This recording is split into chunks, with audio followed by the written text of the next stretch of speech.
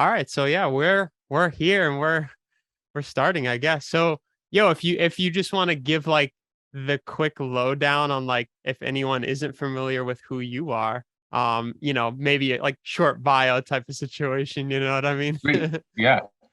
So I'm Hexidized. I've been in the augmented reality space or NFT space, this whole like metaverse world that everybody's starting to get into for about 2 years, going on 2 years, really deep in it, I quit my job about a year and a half ago or so and went full time into this space. The and that's so Hexidized didn't really exist until about a year and a half ago or so. Um, Before that, my way back history is as a musician, an artist. I say artist, but a musician is what I did for many years before I had kids and things. And yeah, so I've just gone full head first into this space. My One of my real reasons and passions for it is because I do have kids and education. I saw how this is going to be a real thing, coming up in the future, that it's going to be go beyond just, a game. It's not just for the toys. It's not just for making money and things like that. So I got, just real deep to what does this future look like? Who's going to be teaching them? What are they going to be learning? And how are we going to be doing it? And I just, ever since I fell in love with the space, and here I am. That's awesome, man. And I have to ask you this. Where did the name Hexidized come from before we get too deep, more deep into like all this Yeah. stuff?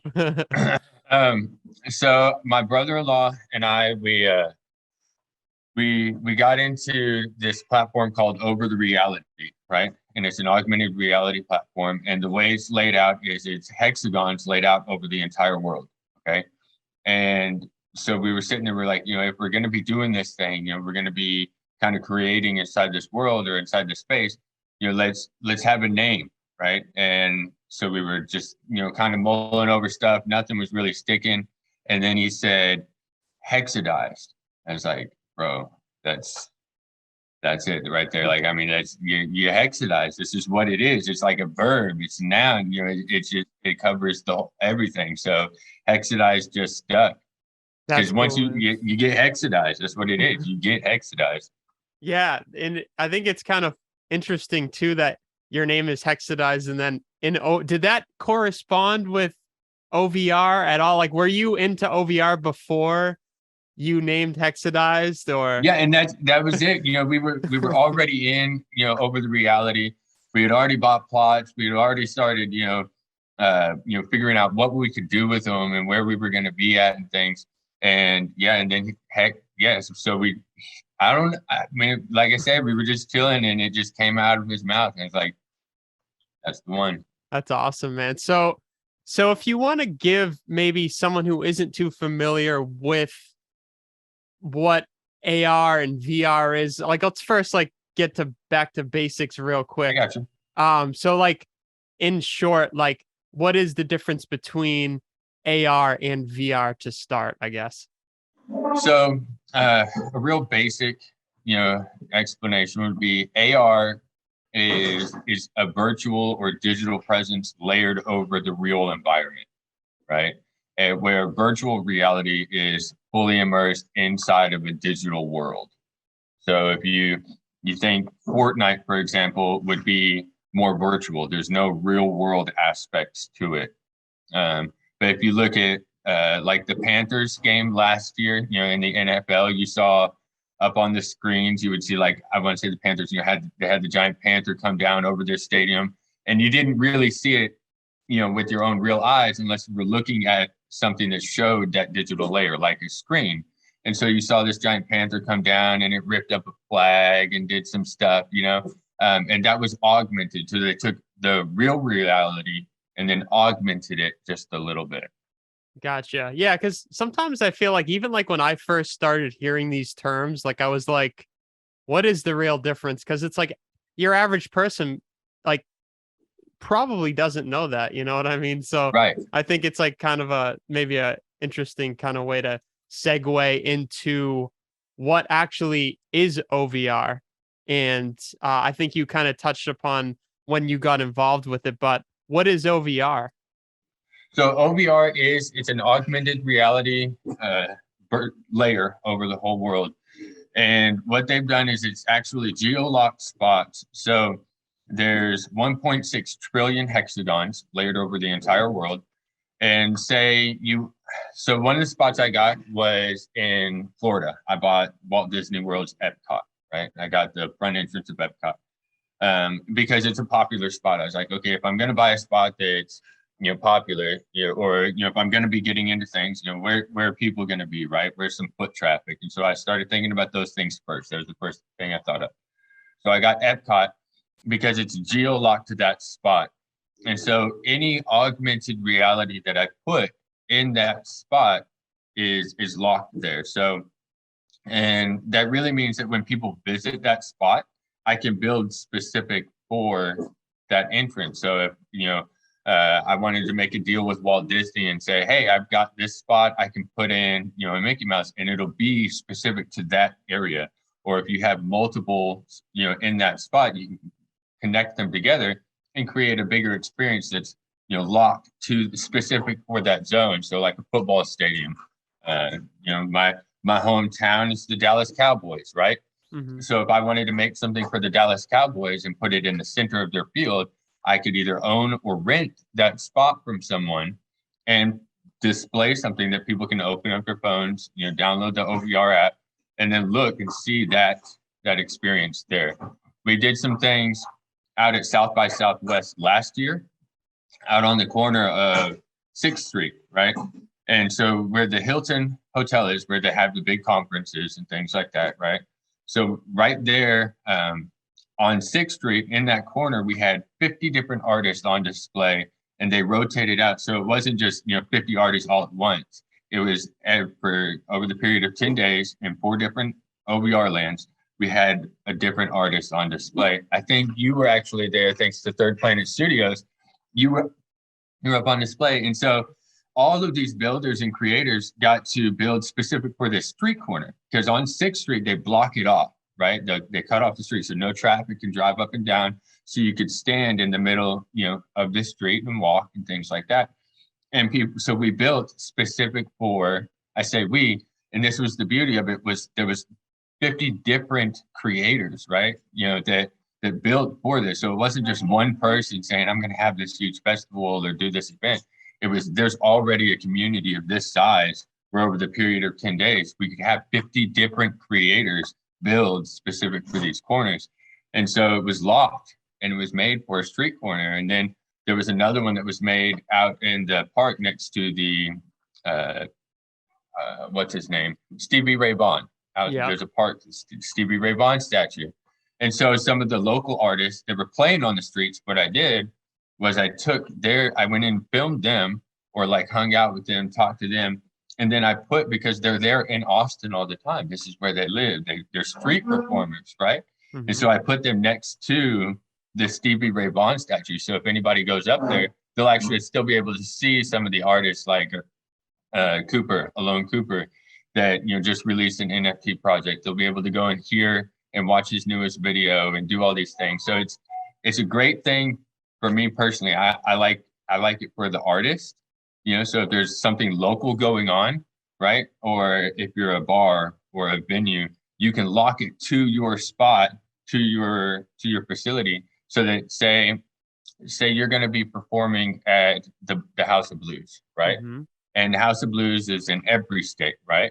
And so House of Blues could have their whole bill, just so you go up, you show up, you pull up the app, and then boom, you see all of the artists, and you don't just see them, but you can interact with either their avatars, or you can interact with their music. You can interact with it on another level. So even if you're not there, you can remote view it and then see the details of what's going on. Or if you are there in location, maybe it adds to the show, to the experience a little bit.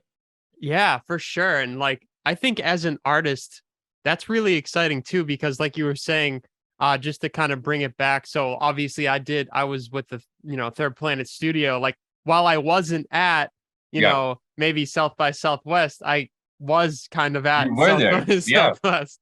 So I think like as an artist, there are so many doors that are potential doors that are going to be opened up. So like, other than what we had just talked about, like, where do you see potential opportunities for artists to start utilizing this technology and the metaverse? So, because this is, all these doors are really opening up. So you have companies like Move.ai, and what Move does is they, instead of needing a full bodysuit, okay, you could set up, say, 4 cameras in your studio there, and then be in the center of them. And you can look on their website. They've got a little, stand in the T pose, turn around kind of thing. Some 2-minute instructions of how to set up. But then once you have that set up, you can do your whole set. You could record a whole DJ set. You could record a whole, like, up to 5 or 6 people in a band, performing all at the same time, and then take that performance and it'll put all the body tracking, right? So each member gets that whole thing gets put into, we'll say, virtual reality or augmented reality. And then people can watch that whole show, but instead of watching it like on YouTube where it's just that flat screen, they can walk around each person, right? You could be up on stage with the band, and just make it more real. We use the word immersive, but I like to say more real. I'm there. I'm not just watching it. I'm in it. I'm part of it. And so when you have, like an artist like yourself, instead of just putting out these YouTube videos or these flat screen videos, you could have more interaction with the people. You could join in you could pre-record a show and then join in with the audience and be a part of the audience. And so you're actually like interacting with the audience, if you're in the virtual worlds, you can, and now we're the sales, okay, that's a big part too, right? Owning your full identity, not having to sell it off to a label. And there's a place for labels. There's a place for platforms that still help artists get to where they need to be, because not every artist is going to be their full business, right? And some of us like to have people help us get into this the right way, right? And so there's still a space for labels to be able to do what they need to do by helping the artist. It's a matter of not taking all the things from the artist and actually helping the artist, Of course. Go ahead.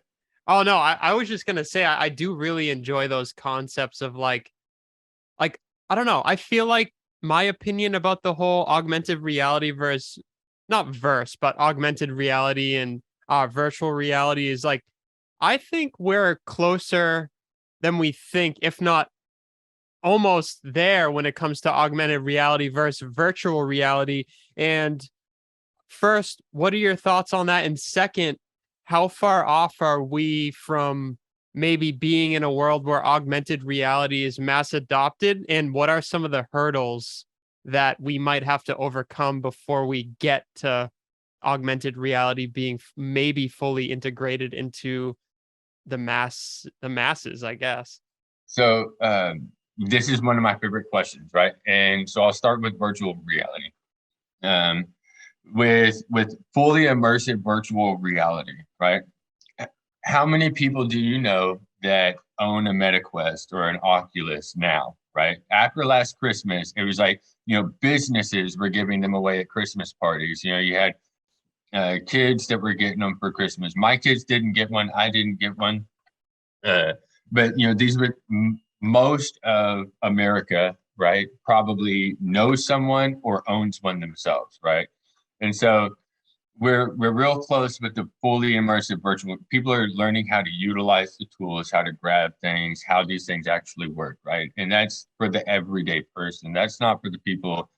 There was some Siamese twins, right? That I want to say it was just a few weeks ago or last month.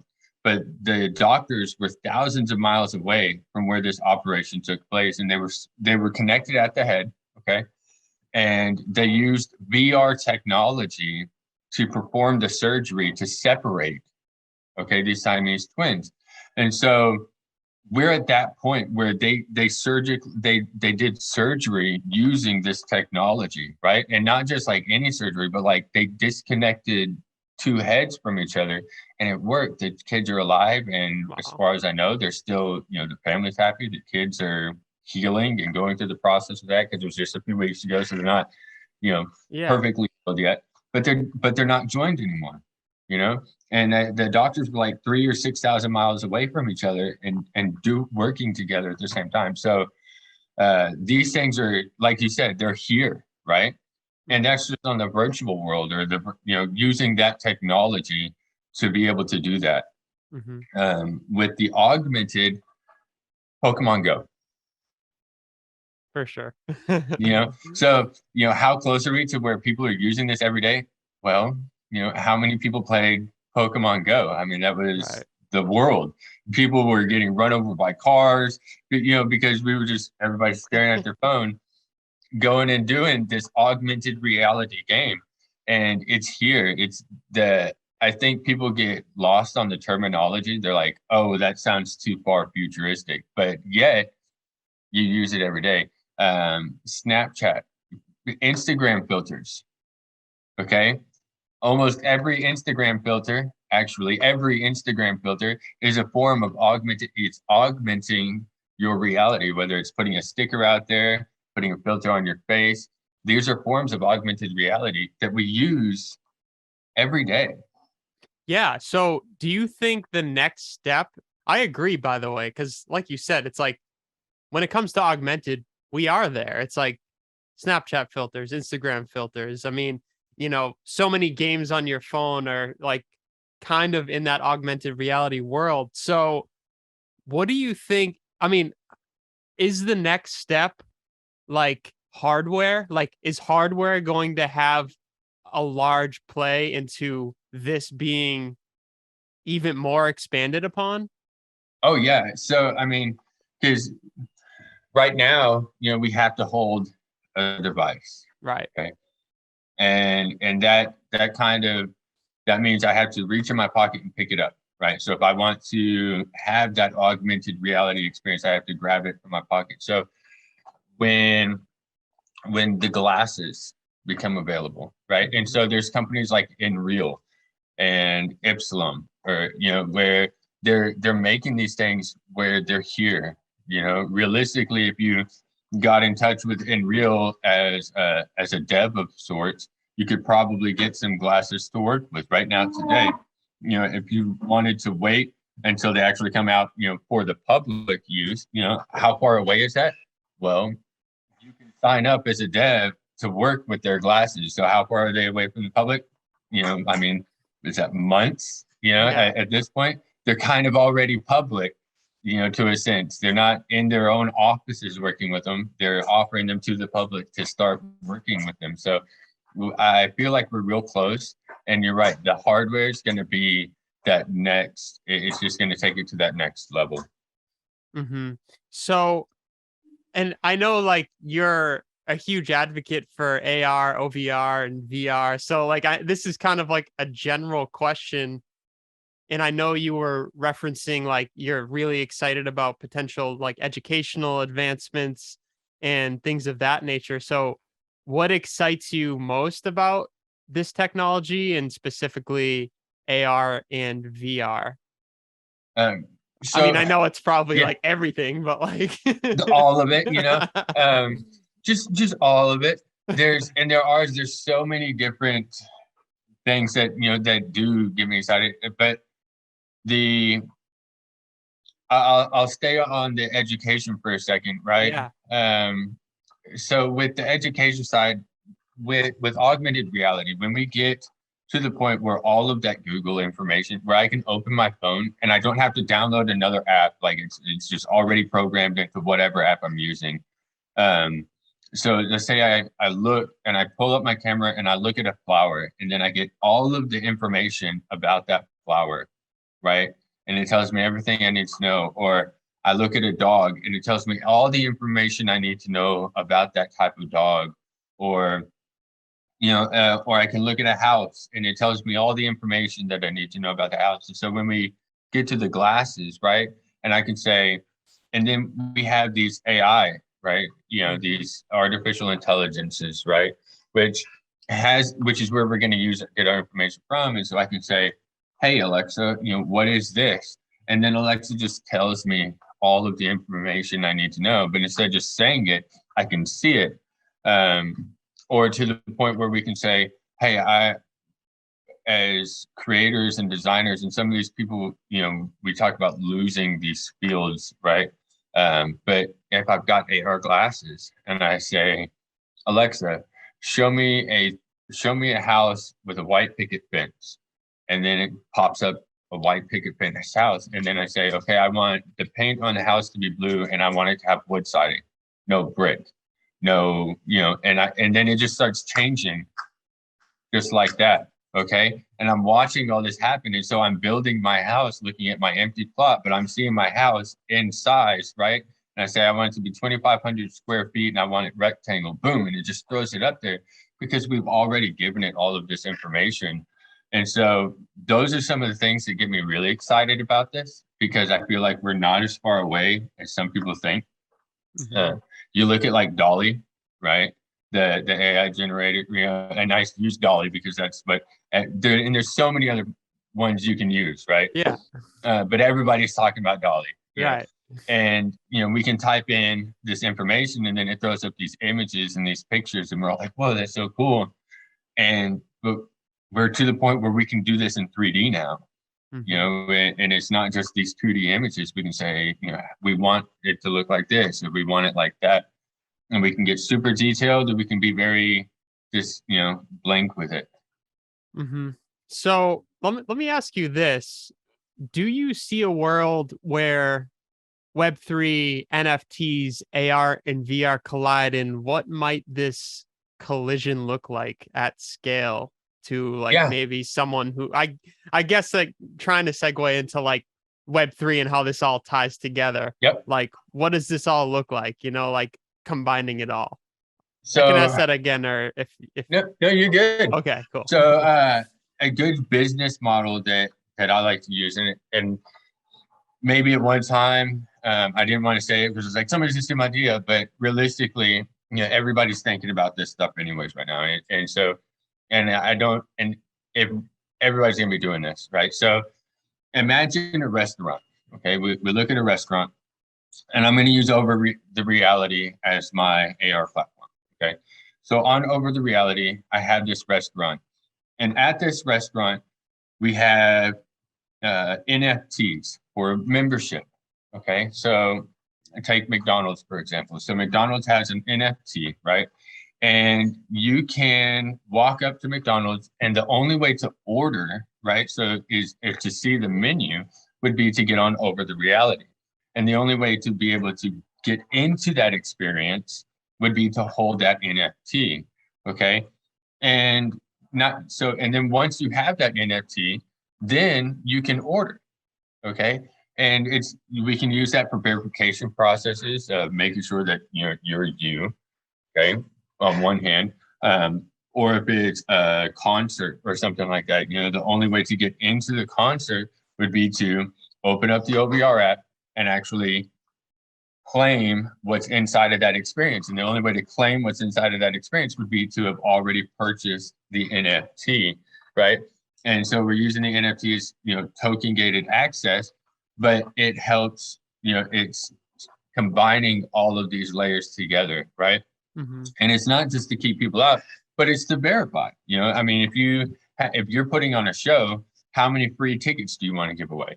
Okay. Right. Or if you're a restaurant, how many, you can, and you have this augmented reality that's speaking to this artificial intelligence in the kitchen. So when somebody orders in this Web3 augmented reality world, right, they're speaking to this avatar that's now there's another robot in the kitchen cooking your food, and it's all communicating together. Does that make sense? So, yeah. And we can do that. So are we taking people out of the equation in some ways? And in other ways, we're adding them in because they just have a different job. Somebody's going to have to program the robot. Somebody's going to have to create the AI. Somebody's going to have to build the experiences and maintain these things. So maybe instead of flipping the burgers, you're the guy that programs or maintenances the robot that flips the burgers. Right. Yeah, man. And it is really exciting because I feel like with NFTs, right, like from maybe up until when they've kind of got a lot of, not a lot of popularity, but some recognition up until now. Like there's been, of course, we've seen like music artists starting to utilize them. We've seen, traditional artists, digital artists starting to utilize them. And I'm very intrigued to see where this all goes when it comes to like the access and like what does the token give you? Like, yeah, it's really cool to own art. And I definitely think that's a great use case, but also like I feel like the experience that goes along with the NFT and with the token is like something that I'm also pretty excited about as well. Right. And it does go like beyond just a JPEG. And we've started to see what we call like, they're shaking them out, shaking out the projects that were just here to, grab money and jump on the hype. Mhm. And then there's the projects that are building utility into it. And so one of the projects that I kind of like to look at, and I use this because when you look at the project online, it looks like just another JPEG project. Okay. Mhm. And it's the octoheads. If you look at them, you look at the octoheads on OpenSea, and you'll see these pixelated, characters with these humans with octopuses on their head and stuff. And it's like, oh, it's just another money grab. But then when you dive a little bit deeper, you see that the game that they have in the sandbox is actually an education thing. So when you interact with the character inside of the sandbox, you're not just like having a conversation, a dialogue. You're learning facts about that sea life creature or about that particular thing in the ocean. And so there's facts in there. There's education. They're making education fun. So schools will be able to use this game inside of the sandbox to teach. Will it be all of their classes? No, but they can use this one.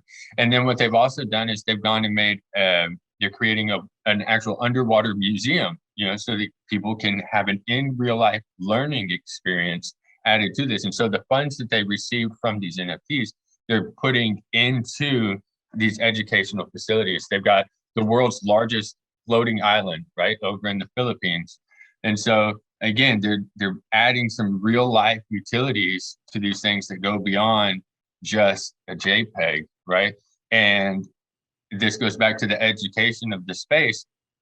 They're not just making a game, they're making something that people will be able to use for the long term, right? Mhm. Not just something just for fun and entertainment, but something that takes a learning process and makes it fun and entertaining. Yeah, for sure. And I like what you said about kind of creators adding some type of layer of utility. One person that I really dig what he's doing in this space is Triple Dreamers. Yep. And I know you have one of Triple. I mean, you're a huge Triple advocate, and I really dig what he does as well. And like because you hold your Triple Dreamer, I've seen that you've been getting airdrops from Treeple himself, that are actually environments that for you to Right. use in the metaverse. Is that Yep. right? Yeah. And it's you're right. I am a huge Triple fan. Yeah. And come MBMF, the Metaverse Music Festival, don't think that you won't see some Triple experiences out there across, and there's people like Babowski or Ebro, wherever you find him in this space, there's also a Triple Dreamer. And some of the things that he did was so he's got this spot on Over the Reality. Okay. And then he took his Triple Dreamer builds and he put them down so you can actually like click them and then go to, so like they're what we call portals, so you can go to all these different ones and they all connect and everything. And so, and Triple, with the utility that's brought into his NFTs, you're right. So by holding that, I, randomly, he'll just be like, hey guys, check your wallets. And we're like, oh man. And so you'll see like all, I think there's 100 NFT or PFPs, and you'll see everybody that owns one just run into their wallets and they're like, oh my God. Because he doesn't just like throw some couches and some stuff. Like they're elaborate, like really elaborate builds. The lighting that he puts into there and the amount of detail that he adds to things are just they're real. Like some of them you look at and you're like, man, I want to build that place in the real life. And then some of them you look at and you're like, dang, I could build a whole game inside this environment. And he leaves it open so that those who do have them can build onto them. They can continue to put whatever they want. They're not so filled up. I heard somebody say as a music producer, right? When you mix, you want to leave it open enough so that when the artist hears it, they can hear where they can fit in. Mm-hmm. Okay. And you don't want to fill it up so much that it's just yours. You want to leave it open so that the other artists can come in and say, oh, I can hear where I can be in that.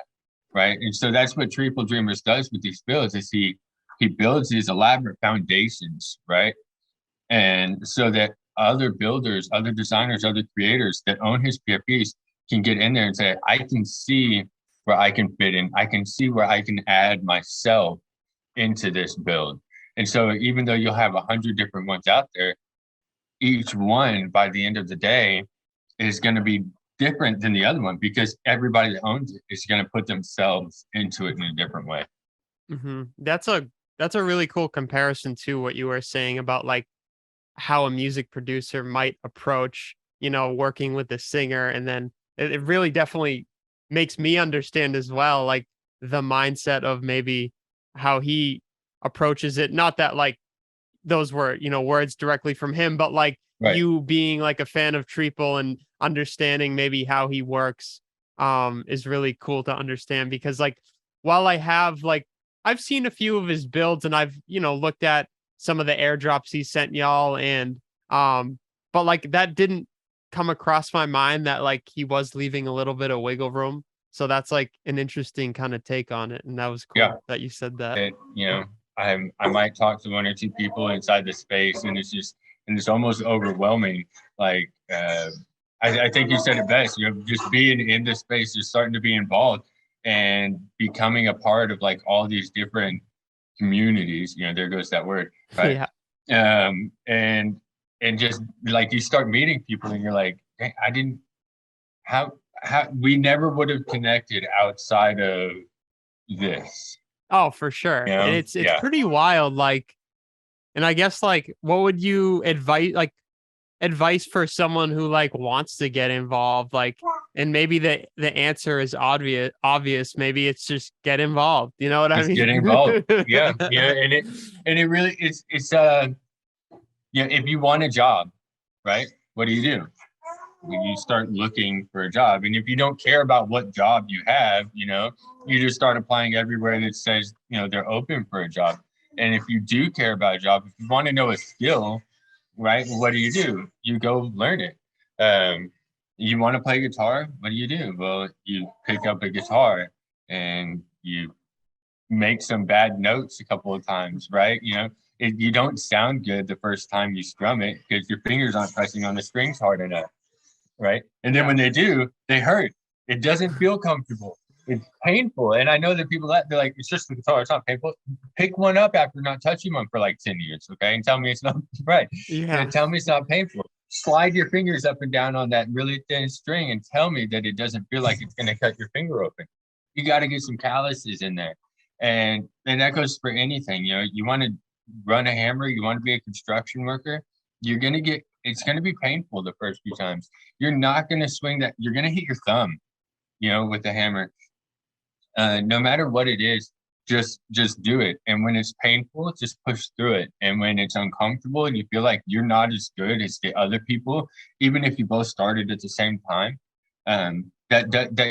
you cannot compare yourself to other people that are doing the same thing ever. It doesn't matter and I'm going to go back to playing the guitar. Mm-hmm. If you and a friend start playing the guitar at the same time, and 3 weeks later, they know Eddie Van Halen's, just tapping on the guitar, they're like, and you know how to play the G chord, the D chord, and the A chord. Okay. And you're like, man, I wish I could play that Eddie Van Halen thing. But you can play a G chord, a D chord, and an A chord. And the only thing they can do is that one Eddie Van Halen thing, right? You can play just multiple songs, and they can only do the Eddie Van Halen thing. Um, and maybe if you came together, right, you'd be making this like super duper, I mean, Mhm. so you can't compare yourself to what other people are doing inside of space, no matter if you start at the same time or not. Just keep going, right? Yeah, no, I agree, man. That's phenomenal advice. And I think like it's all about kind of like I love the comparison when you were talking about like, oh, you pick up a guitar after, a year or something, like you're gonna have to build up those calluses again and like comparing it to and it's gonna hurt, you know what I mean? It's gonna hurt. Yeah. And like I love that comparison to like, dude, like getting out of your comfort zone is like the toughest thing for someone to do. And trust me, like this right now for me is like getting out of my comfort zone, but like it's cool. And like the more maybe I do this and the more like experience I get, it won't even be out of my comfort zone anymore. It'll just be something that's so natural. And then I'll have to try to push myself more, to maybe get out of that comfort zone or who knows. But yeah, man, I really dig that. And I think I don't know, for artists wanting to get involved and for artists, newer artists who maybe aren't like, wow, I want to be like that, but I'm here. It's just like you said, try to compare yourself to yourself. Right. Today I learned a G chord. Now today I learned an A chord. Now I know an A chord and a G chord, So like Right.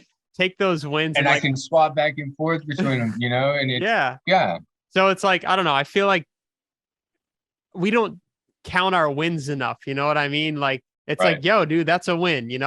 Give yourself a pat on the back. Because like, you did good. So I definitely like that. And I wanted to bring it back with you to virtual land. Hmm. Because like I said, you're just like you're really in that space. And so for let me ask you this. What is virtual land? So you have, we know what land is, in the real world, right? You got your dirt, and you see all these buildings and businesses and houses that are built on real land. And so when we talk about virtual land or digital property, right? And how does that work? How do you own digital property? Well, it's just like that. And so we call it land because we build on it, right? So if you think about Fortnite, right? Fortnite has a map, and on that map there are structures, and people run around the map, and they, or Call of Duty, we'll go with Call of Duty. Maybe we're talking to a little bit older crowd or something, Call of Duty or Halo or any of those games. Catan, or Catan, however you say it, that table game. Okay, Mm-hmm. there's a map on that, and so I think we use the word land because people they can relate to what happens with land, right? Mm-hmm. Um, Digital property could be something as simple as it's not necessarily the land. So when we talk about virtual land, we're usually talking about something that you can build upon, right? And so there's this digital property that you can do something with. So whether that's build your business or, but it's usually something like that. So when we're talking virtual land, it's things that you can build on. Mm-hmm. And So when it comes to virtual land, what are the benefits of owning it? so there's different benefits, right? So if we're going to talk, like, if I go back to the over the reality experiences, right?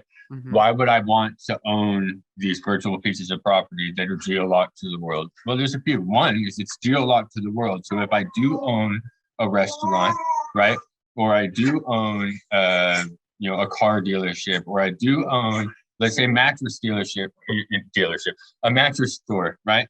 I can now, instead of people clicking through on my web 2 screen and scrolling through with their mouse, they can walk through my store with their cell phone at Mm-hmm. their home. and they can look at the bed, and then they can place that bed. We use mattress store for an example. They can scroll through and look at all of my different beds that I have, and then they can place that in their room and say, okay, this one, and kind of get an idea of what that looks like in their house, right? Mm-hmm.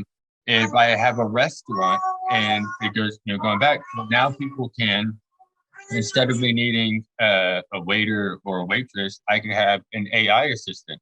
So people are sitting at their table and and they open up their phone and they look up and there's this human-like avatar standing there and they're like, I want a cheeseburger and I want it with French fries, but I want my French fries, cooked this way, and they can get real specific with it. And that AI is going to remember that order probably better than a human would, because the AI doesn't have these free thoughts floating through about, what's happening at their home, or what's going, the car that they hit them on their way to their job or anything. This AI is only remembering what is being said to them at that exact moment, right? And so these orders will be better, probably. So if there's any mistakes, it's probably on the person that ordered. They maybe weren't detailed enough inside their order, or they were over detailed. They said they wanted their pickles cut this way instead of that way. Yeah.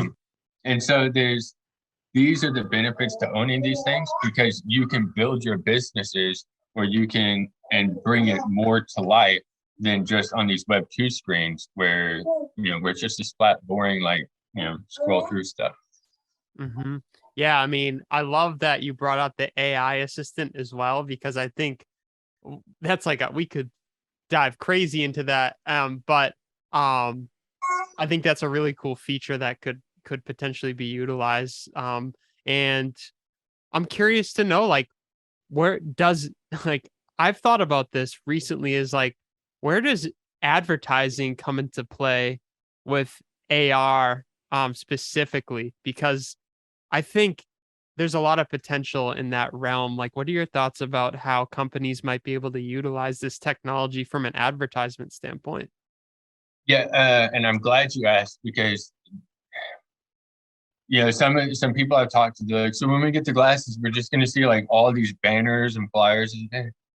Probably not. Yeah, I mean, you'll see, the names of these brands up. You'll probably still see Coca-Cola somewhere in the experience, but it's not going to be when on Web 2 we have these pop-ups, right?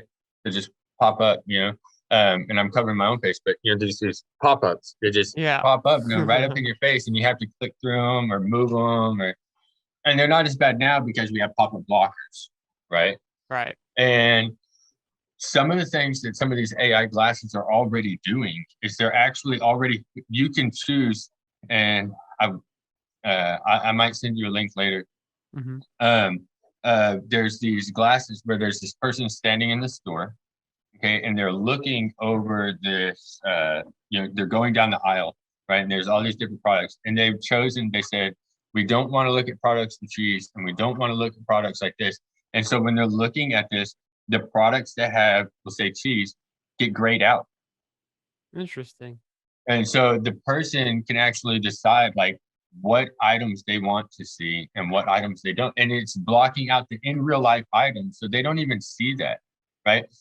You can still see it, but it's grayed out. Like, hey, I chose not to see that thing. So if I do decide to get it, it's of my own free will now, because I already told this thing I don't want to see those things.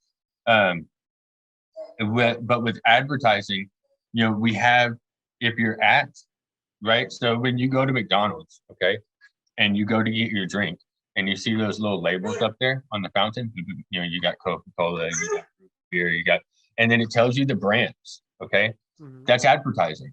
Mm-hmm. Okay, Yeah. that's advertising. And so we will probably see advertising in that way. Just the same as when you go to the movies and you see all of the posters up, that's advertising. Universal Studios, Walt Disney, they're advertising. And so I think it will become more what we're used to. And it's not just going to be like this flood of like billboards up, on the side of the road, if that makes sense. Of course. Yeah, because it's like, so you're saying that you think the advertising is going to be similar to how maybe like Google advertises to us, like where they pitch us things that we're going to be more likely to be interested in versus like, here's everything, you know what I Right, mean? right, exactly. And it will be, and there's advantages and disadvantages to that. So if we look at Google and Facebook, Facebook released some information a couple of years ago saying our algorithm worked. Okay. And the algorithm is say, you see what you want to see, or, we've learned about you, right? All of the information that you've given us about you, all of those times that you viewed something, we saw you spent 5 seconds on this and you only spent 1 second on this, right? So we're going to show you more of that thing that you spent more time on. And they said our algorithm worked, and it worked so well that now you're probably only going to start seeing these things. Okay. You're going to start seeing this set. You may start to, and you may not see content that, that's not pertaining to you. Right. So you're not going to see new items. You may not have these new things that you wouldn't have thought of before. And so there's advantages and disadvantages to that, right? Maybe a skill that you didn't think you might want to know about, you may never see because you never looked that skill up before, right? You Mhm. didn't look up, how to, build a couch or build a table. And so you're not going to have that stuff pop up on your feed. You're not interested in it, until you tell the algorithm that you are interested in it. Mhm. Yeah, no, that's really interesting. And to kind of segue into my next question, like I'm curious. So for more so for use cases, how have you seen some of your friends utilize the land that they own Oh, virtually? yeah. So some of them, they take their NFTs, right? And they just put them on display, right? They make the NFT galleries, right? And that's really cool. You get to see these different pieces of art, and that's advertising, right? So they're advertising for these different artists, for these different creators, for these different platforms, and that's really cool, right? And then some people like the hip hop heads or K-Bot or Near, like Dow Records, Splash, they've taken these worlds and gone beyond, so instead of just, you know, how do I say it? They built these empires, right? And these virtual worlds where you can go in there and like, have contact. They have concerts in there. They have, they have interviews. You can go in there and just play around. They've got games. They've got, you can do so much more with it than just just them talking about themselves, right? And Mhm. again, it goes back off of the 2D, website, because now you've got this spot where, like I said, they have concerts in there or they have shows. Um, some people, so Crypto Seed on Over the Reality just released today. It's Mint in the Metaverse, and it's this whole business structure. So when you visit this spot on Over the Reality, and it's actually win.win.win. That's the 3-word address. Is win win win, right? And when you visit this, you'll see they've got fashion, so clothes, right? They've got an example of land development. They've got an example of where their business cards or products, you take your phone and you look at it with your phone and then it pops up with this augmented reality stuff or like tattoos. Um, and there's these, so they show all the different areas that they can use and help you use augmented reality to bring your business into this Web3 way. So some people are using it for business and they use that for their meeting room. So instead of just telling people this is what we can do for you, they open up the app and then they just show people this is what we can do for you. And so there's businesses that are there. Real estate is coming into it. I mean, major, right? Hotels, apartments, because now you can walk through, the place that you're looking to rent or buy. You don't have to just, take the virtual tour on your computer. You can walk through it and say, oh, it's actually this big, or and so there's different ways that I've seen my own friends start to utilize this, and it's funny to see, like I said, some people just show pictures, right? They just have pictures up. You walk in, it's just a picture. It's like, oh, that's cool, and that's the way they look at their art. That's like their wallet. So instead of going to OpenSea, they pull up over the reality, and there's the pictures. And then there's some people, like you said, that are building the showrooms and concert venues and things like that, so other people can use these things as well. And then there's people that are building their business with it. They're saying, this is our business example of how and what you can do with these tools, and we can consult for you and we can help you. So Yeah, man, I think we're living in a really cool time now, because it's like what do they say? The world is your oyster, specifically with this technology, because it's like there's so much it can only go as far as you can imagine. You know what I mean?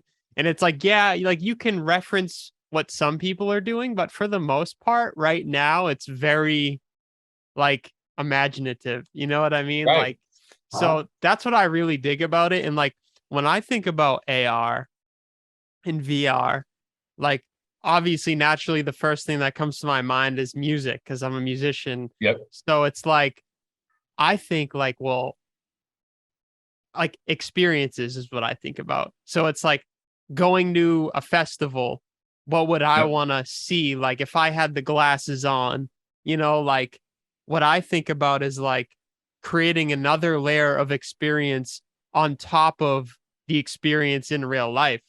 You know what I mean? So maybe you're at, a music festival, and there are, tokens that you can collect from your favorite artist, or you get an experience airdropped to your digital wallet from that artist that you saw because you were in the vicinity of that artist when they were performing.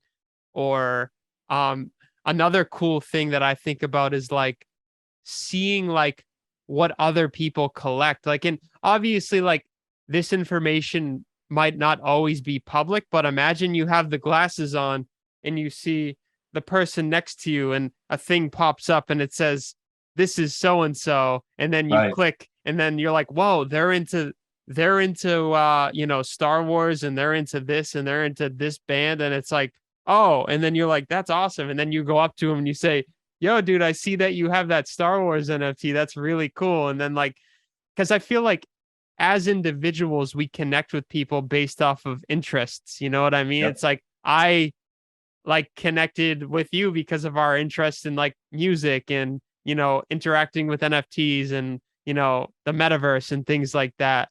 So it's like, that's what excites me most about this technology is just like seeing what other people like, and it might be an easier way for us to connect with people. Not to say that like you can't just walk up to someone and strike up a conversation, but I think in general it's going to be like easier to do Right. that if you have some type of baseline of like what they're all about as well. And I don't think like whatever. I understand, like I don't think it's for everyone. And I understand that some people are definitely, want to be more private. And I think that's totally great too. And I think that's also a benefit of the blockchain as well. Like I think down the line, like not everything might not be like publicized, but I think having control over whether or not you want information to be public or private is like Right. what excites me most.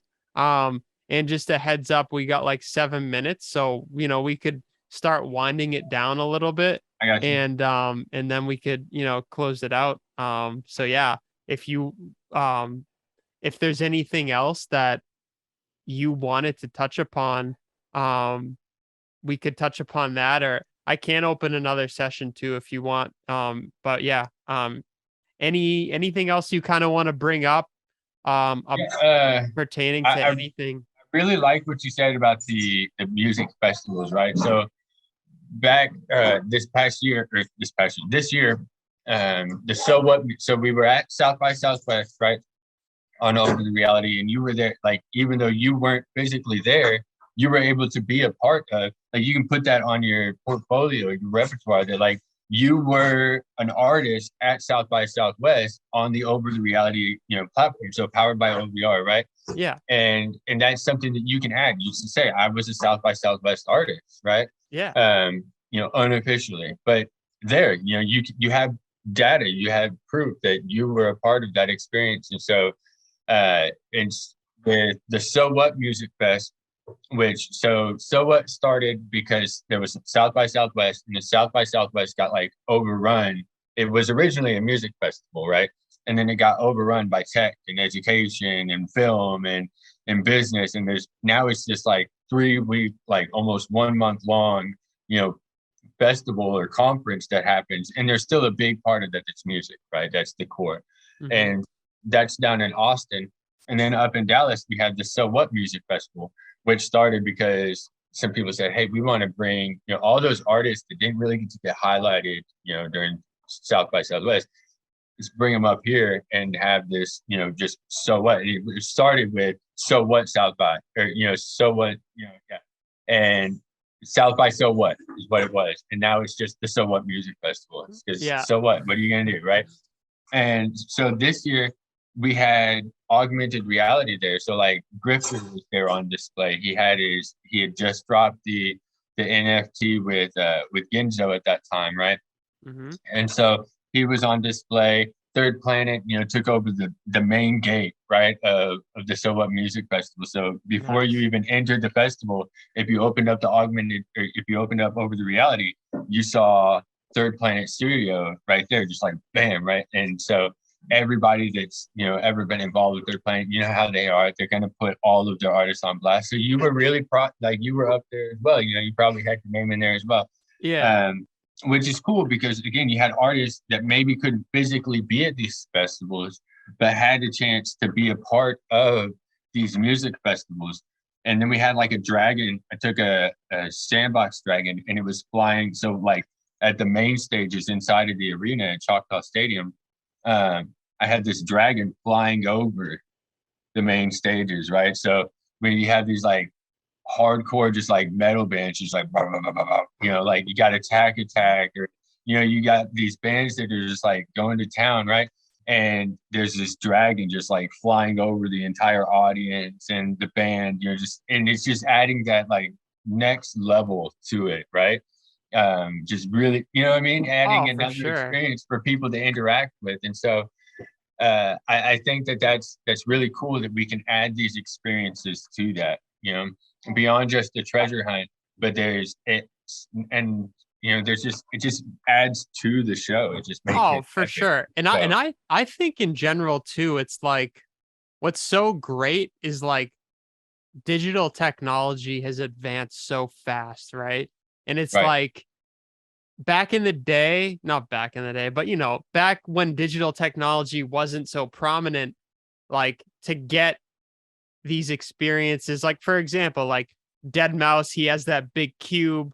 Like while that's so awesome, like that took so much money and so much manpower right, to build. So it's like with digital, while it does take manpower, effort, and energy, it's not as like I'm trying to you think can of. do it.